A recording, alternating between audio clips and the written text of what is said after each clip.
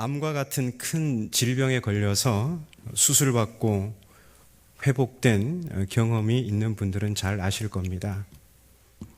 최초 정확한 진단이 얼마나 중요한지 잘 아시겠죠.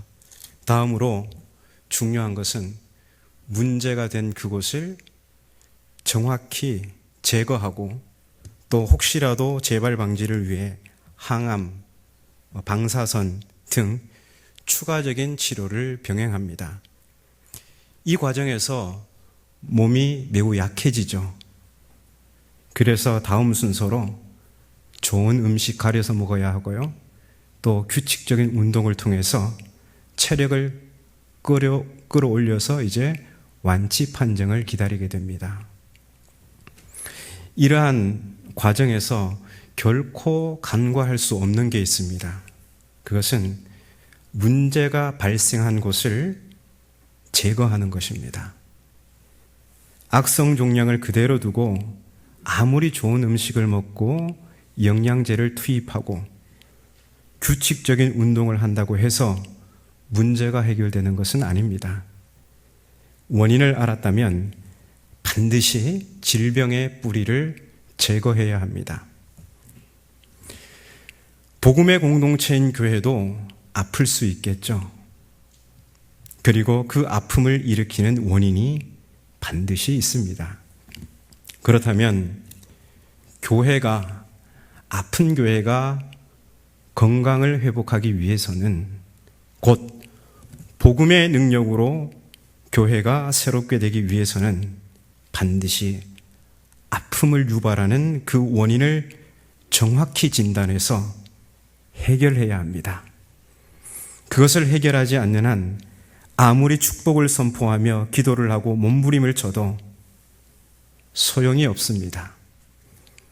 문제를 일으키고 아픔을 유발하는 그 원인을 해결해야 그 이후에 복음을 선포하고 말씀을 선포하고 기도를 하는 그 모든 것들이 능력을 발휘할 수가 있는 겁니다. 1세기 갈라디아 교회를 지독히도 아프게 했던 원인은 할례입니다.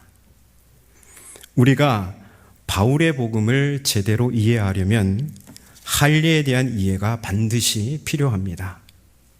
왜냐하면 첫 번째, 바울의 복음은 할례가 복음의 효과적인 전달을 방해하는 상황에서 선포되었기 때문입니다. 바울의 복음은 무중력 상태에서 무균실에서 선포된 복음이 아닙니다. 그의 복음을 발목 잡는 할례가 늘 따라다녔죠. 두 번째, 바울의 복음은 할례가 교회 공동체를 위기에 빠뜨리는 상황에서 기술되었기 때문입니다. 그래서 이 할례에 대한 이해가 필요합니다. 이 두 가지를 조금 더 자세히 살펴보겠습니다. 먼저 첫 번째, 바울의 복음은 할례가 복음의 효과적인 전달을 방해하는 상황에서 선포되었다. 이렇게 말했는데요. 이 말은 이런 것입니다. 사도행전을 보면 바울이 이방 땅에 복음을 전할 당시 그가 가는 곳마다 찾아다니면서 회방을 놓던 유대인들이 있었습니다. 심지어 바울이 죽기 전에는 먹지도 않고 마시지도 않겠다고 동맹을 했던 사람이 있습니다. 사도행전 23장에 나오는데요. 40명이나 동맹을 하고 바울이 죽기 전에는 우리는 먹지도 마시지도 말자. 대단하죠.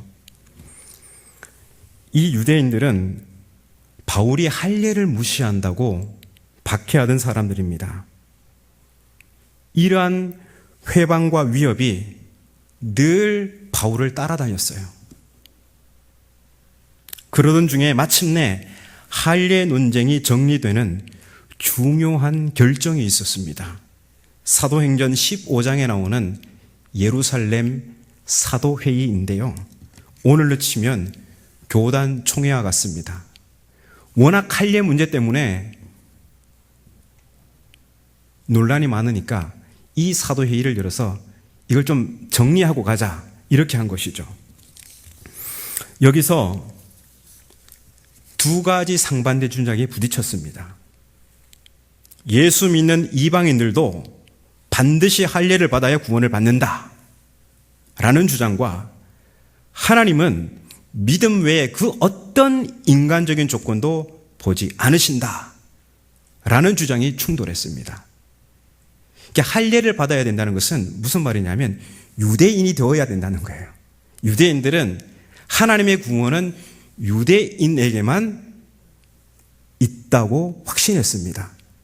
그래서 유대인이 되는 절차는 할례를 반드시 해야 되는 거예요. 그래서 아무리 예수를 믿어도 할례를 받고 유대인이 되어야 구원을 받는다, 이 주장이 있었고요. 아니야, 하나님은 믿음 외에 그 어떤 인간적인 조건도 보지 않으셔. 왜냐하면 우리가 봤거든. 이방인들도 예수를 믿으니까 성령이 임하되, 성령을 아무에게나 주는 게 아니야. 믿으니까 이방인들도, 할례 받지 않은 이방인들도 성령을 받아. 그러니까 하나님은 유대인이든 이방인이든 믿으면 돼. 이 주장이 부딪혔습니다. 결론은 이방인들은 할례 받지 않아도 된다는 주장이 예루살렘 사도회의의 공식적 입장으로 채택되었습니다. 하지만 1500년 이상이나 이어온 율법적, 민족적, 역사적 신념이 이 회의 하나로 깔끔하게 정리되지는 않았습니다. 합법적 공표도 바울에 대한 유대인들의 적대감을 조금도 약화시키지 못했어요. 여전히 바울은 할례 문제로 온갖 박해와 살해 위협에 시달리며 복음을 전하여야 했습니다. 그리고 두 번째, 바울의 복음은 할례가 교회 공동체를 위기에 빠뜨리는 상황에서 기술되었다. 이 말은 다음과 같습니다. 사도행전에서 바울의 복음은 선포적 성격을 띱니다. 선포라는 것은 일방적으로 선언하는 거죠. 공표하는 거죠. 사도행전은 복음이 예루살렘에서 시작해서 온 유대와 사마리아와 땅끝까지 확장되는 이야기입니다. 바울은 가는 곳마다 복음을 선포하자. 복음의 내용은 이것입니다. 이 세상 권세사들이 공모해서 십자가에 못 박아 죽인 나사렛 예수를 하나님께서 그 죽음으로부터 일으키셔서 온 땅의 주와 그리스도가 되게 하셨느니라.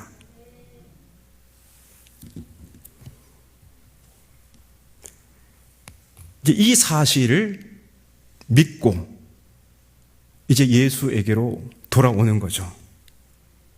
그리고 이 예수를 믿는 자들이 생기고 이들의 모임이 곧 교회가 됩니다. 그래서 교회라는 뜻은 본래 그냥 모임이라는 뜻이에요. 그런데 사도행전과는 달리 바울 선신들은 모두 이미 복음을 받아들인 성도의 모임인 교회를 향한 말들입니다. 물론 디모데전후서와 디도서와 빌레몬서와 같이 개인에게 쓴 편지도 있습니다. 바울 서신들 중 갈라디아서와 로마서는 바울이 복음을 선포하는 것이 아니라 복음에 대해 아주 치밀하게 논증하고 있는 그런 책입니다. 왜냐하면 바울이 갈라디아에 있는 교회들과 로마에 있는 교회를 향해 복음을 아주 논리적으로 설명해야 할 그 나름의 이유가 있었기 때문입니다. 지금 우리가 보고 있는 갈라디아서는 바울이 전한 복음을 떠나 배교하는 갈라디아 신자들을 향해 쓴 편지입니다. 상황이 상황이니만큼 복음을 기술하는 바울의 글은 매우 격정적인 논조를 띱니다. 문제를 촉발한 원인은 할례입니다. 본래 갈라디아 교회는 바울이 전한 복음을 받아들이고 성도 간에 서로 뜨겁게 사랑하는 마치 그리스도의 형상, 그리스도의 모양을 갖춘 그런 교회였습니다. 그리스도의 모양이라는 것은 비유적인 표현이죠.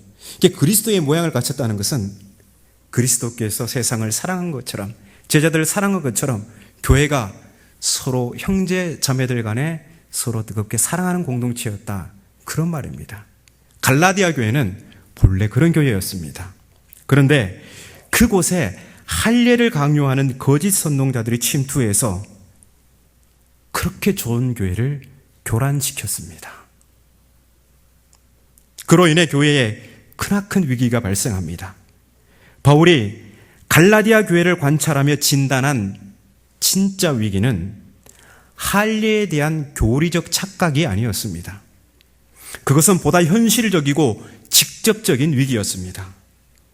이 할례에 대한 상반된 입장이 교회를 갈등과 다툼 그리고 분열의 소용돌이로 몰아넣었습니다. 다시 말해 사랑으로 서로 종노릇하는 그리스도의 모양은 사라지고 할례를 받았느냐 받지 않았느냐, 이 할례 여부에 따라 성도 간에 서로 우열을 가리고 서로 적대하는 그러한 전선이 형성되었습니다. 이것이야말로 바울이 진단한 갈라디아 교회의 위기이며, 나아가 이것은 그리스도를 통해 주신 하나님의 은혜를 무효로 돌리는 것이었습니다. 아주 심각하죠. 그래서 바울이 편지를 쓰기 위해 손에 펜을 쥐었는데요. 이 펜은 마치 악성 종양인 할례를 제거하기 위한 수술용 메스와도 같은 것입니다. 그래서 바울의 글이 매우 날카롭습니다.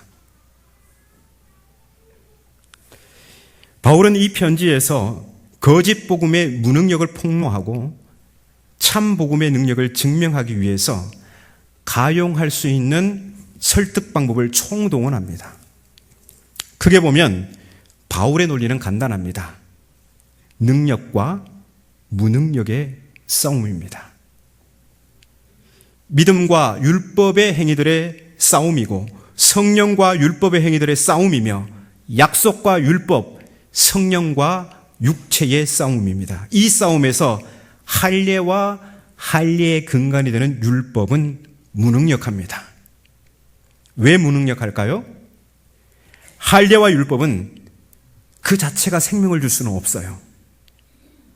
할례와 율법이 생명을 줄 수 없다는 말은 이와 같은 것들이 생명의 원천인 성령을 줄 수 없다는 말입니다.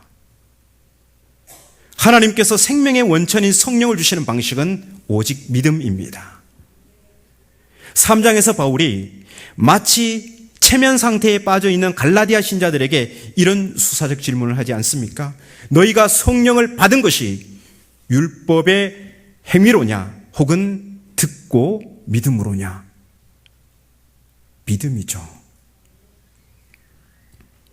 바울이 복음을 전할 당시 갈라디아 신자들은 할례를 행하지 않았어요. 그런 요구도 하지 않았고요.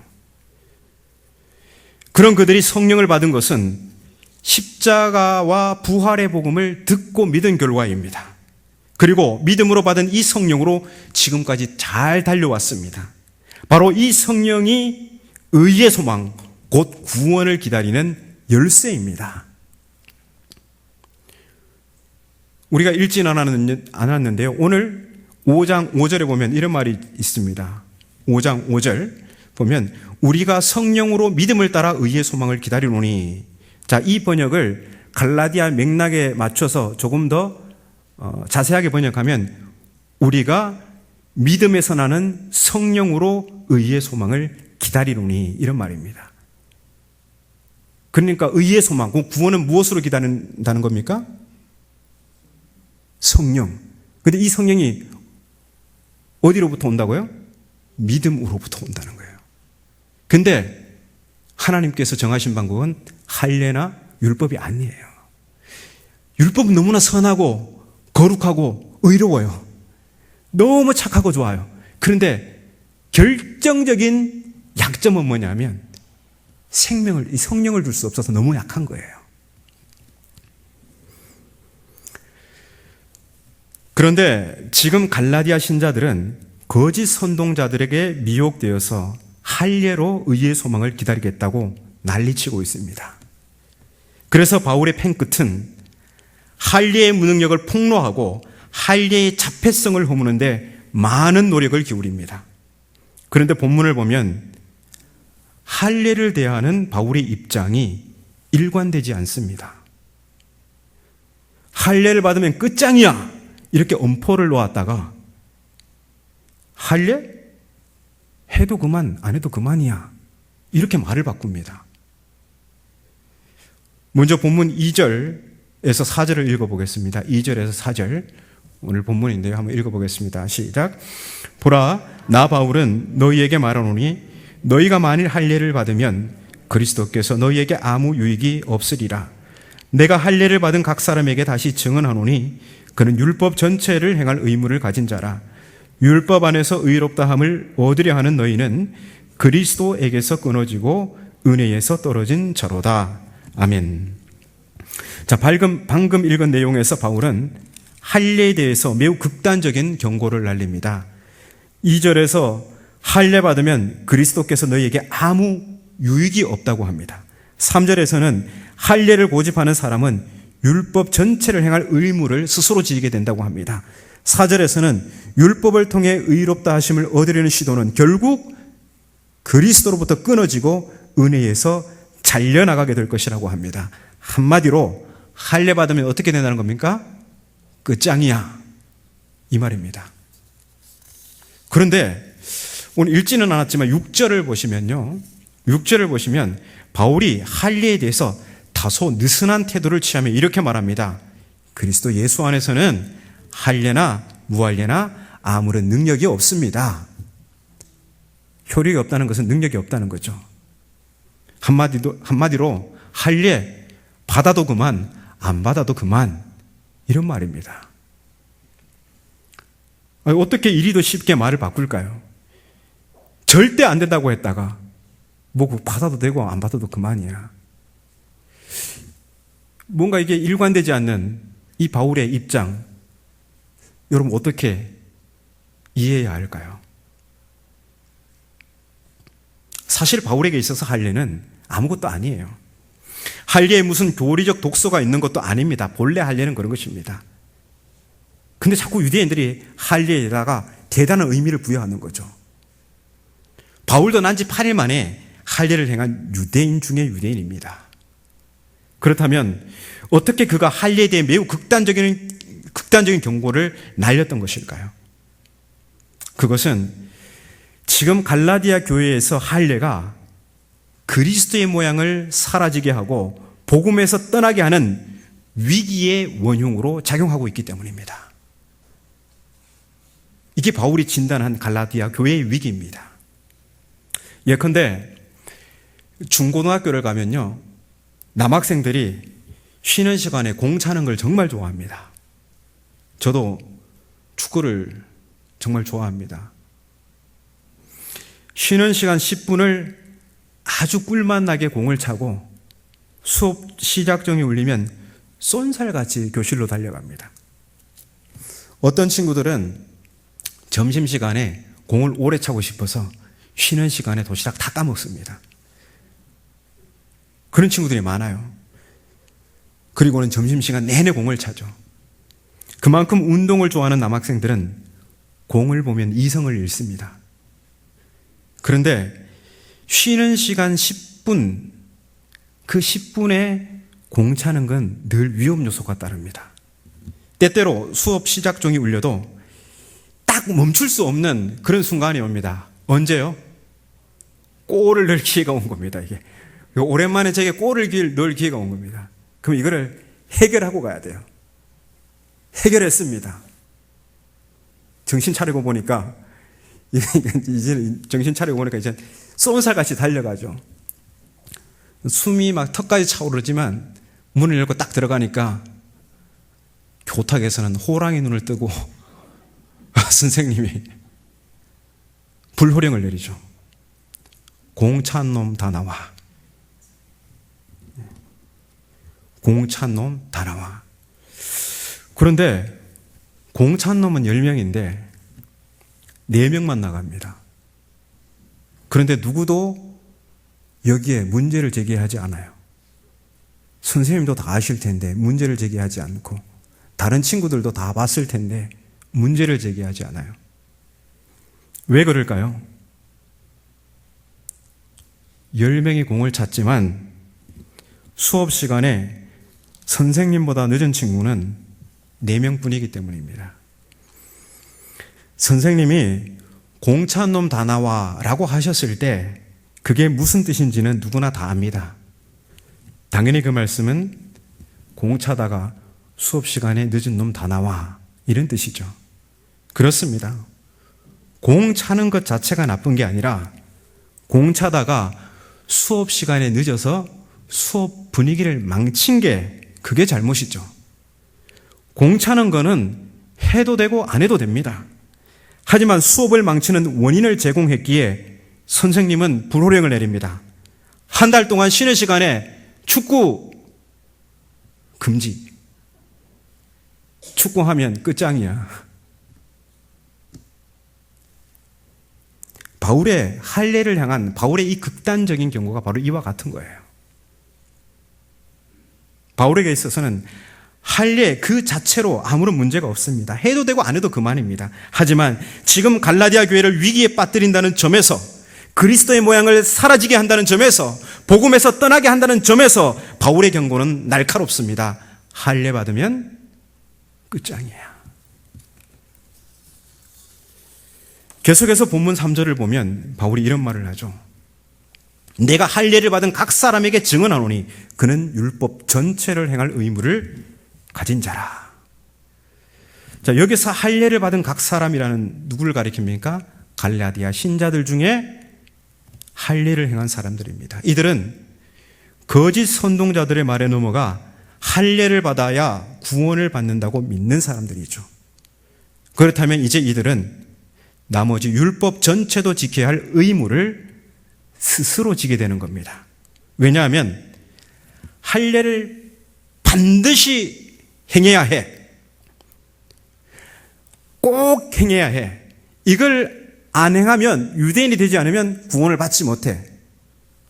자, 이렇게 주장을 하면요, 나머지 율법도 반드시 지켜야 한다는 논리로 귀결됩니다. 그렇잖아요? 할례도 율법의 명령들 중 하나입니다. 할례가 중요하다면, 이게 정말 꼭 지켜야 한다는 것이면 나머지 율법, 그것도 꼭 지켜야 되는 것이죠. 하나님께서 율법을 주셨을 때 뭐 어떤 건 지켜, 어떤 건 지키지 않아도 돼, 이렇게 주셨습니까? 아니죠. 율법은 다 지키라고 주신 것이죠.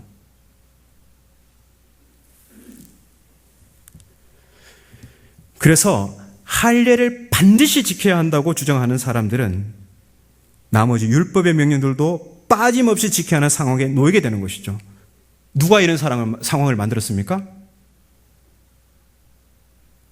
자기들 스스로요. 할례를 꼭 받아야 된다고.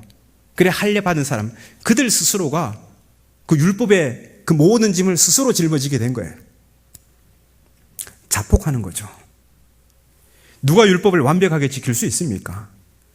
아무도 없겠죠. 그러니까 할례를 고집하는 사람은 스스로 율법을 완벽하게 지켜야 할 의무에 놓이게 되고, 그 의무를 완벽히 실행할 수 없어서 저주 아래에 놓이게 되는 겁니다. 그래서 바울이 4절에서 말하지 않습니까? 율법 안에서 의롭다함을 얻으려 하는 너희는 그리스도에게서 끊어지고 은혜에서 떨어진 자로다. 그런데 여기서 우리가 분명히 다시 한번 짚고 넘어가야 할 것이 있습니다. 바울 복음에 대해서 전통적인 관점을 가진 사람들은 유대인들이 율법을 완벽하게 지켜서 의롭게 되고자 하는 율법주의자들이라고 알고 있습니다. 그게 사실이라면 우리가 보는 성경에 유대인들이 율법을 지켜서 의롭게 되고자 하는 노력들이 있을 겁니다. 여러분들은 혹시 성경을 읽다가 그런 거 보신 적 있으십니까? 유대인들이 정말 율법을 사랑하고 율법을 정말 잘 지키려고, 완벽하게 지키려고 노력한 흔적들이 있습니까? 성경에 그런 내용이 없습니다. 그 잘못된 가정입니다. 오히려 실상은 그 반대입니다. 성경은 시종일관 율법을 지키지 않는 유대인들을 고발합니다. 구약의 예언자들이나 신약에 와서 세례 요한, 예수님, 그리고 사도들이 유대인들의 실체에 관해 일관되게 폭로하는 것은 그들이 율법을 지키지 않는다는 것입니다. 대신 그들은 율법이나 그 유대인들의 전통 중에서 유대인의 어떤 정체성, 나 유대인이야, 누가 봐도 나 유대인이야, 이렇게 인식할 수 있는 그러한 외면적 조건들, 그런 몇 가지의 열심을 보였습니다. 예컨대 최소의 11조까지 바친다든지, 안식일 준수에 열정을 보인다든지, 할례를 행한다든지, 혹시 1세기 혹은 1세기 당시 유대인들의 경건 덕목인 금식과 구제와 기도에 힘쓴다든지, 자, 이런 식의 경건 생활을 남들에게 보여주기 식으로 열심히 행합니다. 예수님이 그것을 보셨죠. 그래서 뭐라고 말씀하십니까? 외식하는 자들아, 위선자들아. 그들은 정작 율법에 더 중한 바 이웃 사이에서 지켜야 할 율법의 도덕적 지침들은 관심이 없었습니다.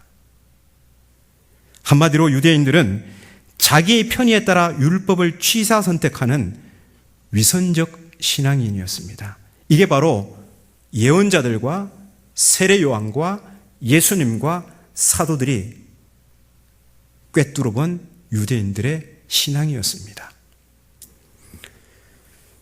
그도 그럴 것이 율법을 지킨다 하는데 그거 잘못됐다고, 율법 지키지 마, 그래가지고 안 돼, 이렇게 말할 사람이 누가 있겠습니까? 예나 지금이나.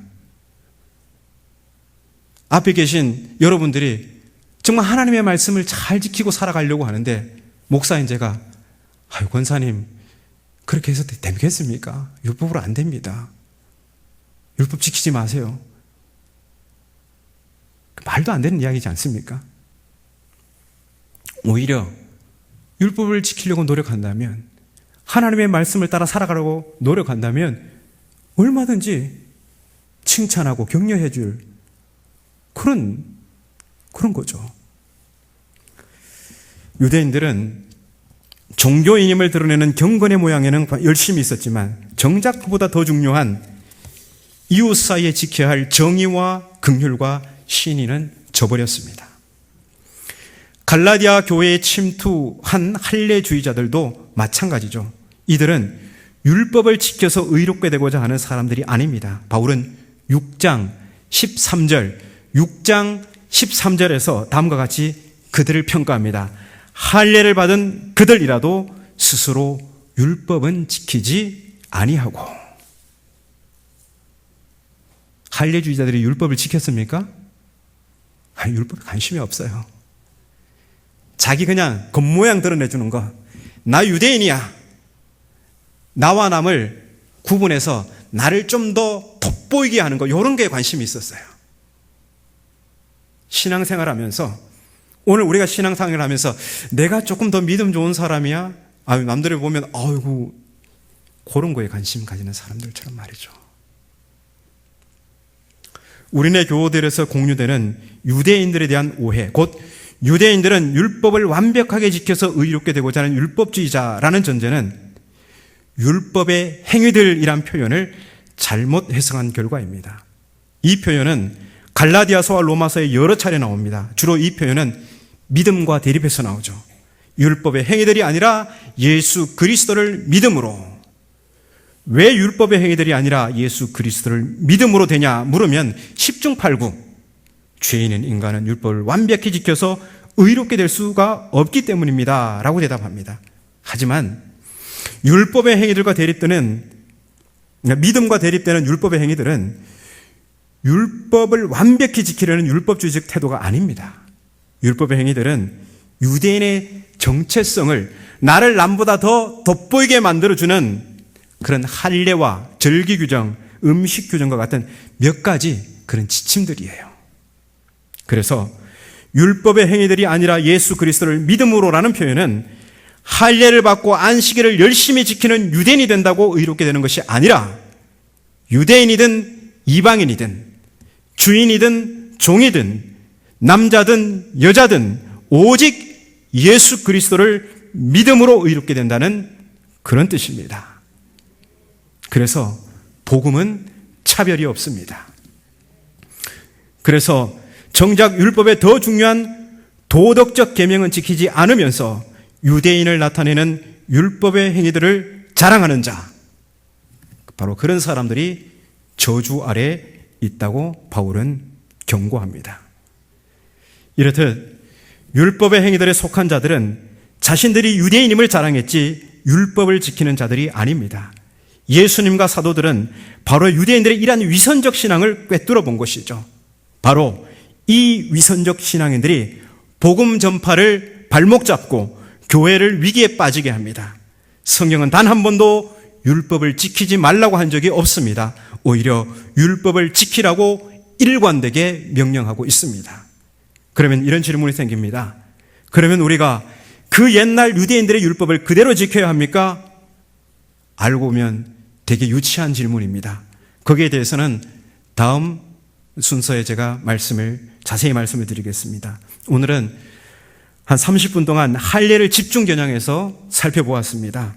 오늘 지자교를 포함한 우리 한국교회가 복음으로 새롭게 되려면 단순히 예수님에 대한 복음의 이야기 그리고 축복의 말씀을 마구 쏟아붓는다고 되는 게 아닙니다.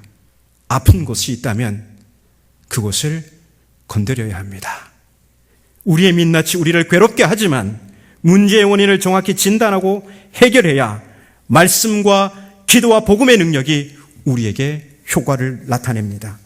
그래서 건강한 교회, 곧 교회가 복음으로 새롭게 됩니다. 오늘 우리네 교회들 안에도 할례와 같이 복음의 효과적인 선포를 방해하고 교회를 위기로 몰아넣는 위선적 경건의 모양들이 있습니다. 책임 있는 자리에 있는 분들이 그게 무엇인지 정확히 진단하시기 바랍니다. 그 원인이 우리 자신의 위선일 수도 있습니다. 표를 내걸고 9개월이 지났습니다. 원래도 이제 3개월이 남았죠. 우리는 지금 저 표 앞에서 어디쯤 와 있습니까? 올해가 다 가고 저 현수막을 내리면서 우리는 과연 주님 앞에 당당할 수 있을까요? 복음으로 교회를 새롭게 하기 위해서 목숨을 걸고 할례와 맞섰던 그 옛날 사도의 결기가 우리에게 있기를 바랍니다.